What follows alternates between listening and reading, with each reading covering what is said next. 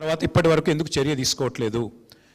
తెలంగాణ అనేది ఏటీఎంగా మారిపోయింది అని అమిత్ షా గారు మాట్లాడిన తర్వాత ఇంతవరకు నీ బాస్ కదా అమిత్ షా, ఎందుకు యాక్షన్ తీసుకోవట్లేదు?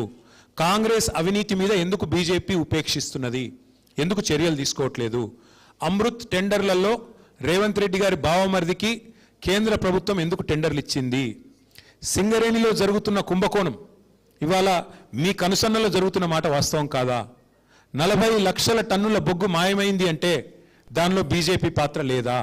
అట్లాగే నేను ఇంకొక మాట అడుగుతున్నా, మీ బీజేపీ ఎంపీలకు ఇక్కడ తెలంగాణలో రేవంత్ రెడ్డి గారు కాంట్రాక్ట్లు ఇస్తున్నారు అంటే విశ్వేశ్వర్ రెడ్డికి, సీఎం రమేష్కి, అందులో మీ వాటా ఎంత చెప్పాలి? బండి సంజయ్ గారు, కిషన్ రెడ్డి గారు నేను అడుగుతాను.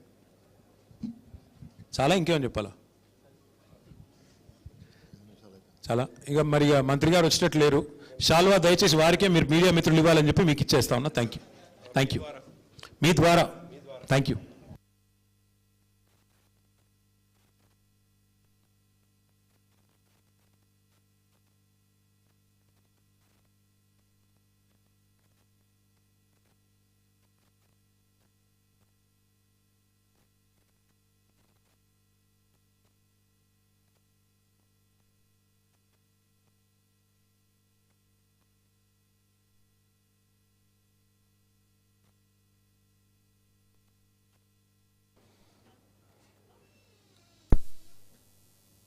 సో జూపల్లి కోసం చైర్ ఖాళీ కుర్చీ అట్లాగే ఉంది.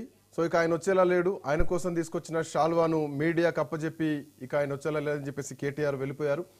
సో జూపల్లి ఏమో గన్ పార్క్ వెళ్ళారు. గన్ పార్క్ నుంచి నేను నా సవాల్ని ఒప్పుకొని గన్ పార్క్ వచ్చాను, వాళ్ళే ఫెయిల్ అయ్యారని చెప్పేసి మాట్లాడుతున్నారు. బట్ అదే జూపల్లి తెలంగాణ భవన్కి వస్తున్నారు. ఆ చైర్ మాత్రం అట్లాగే ఉంది.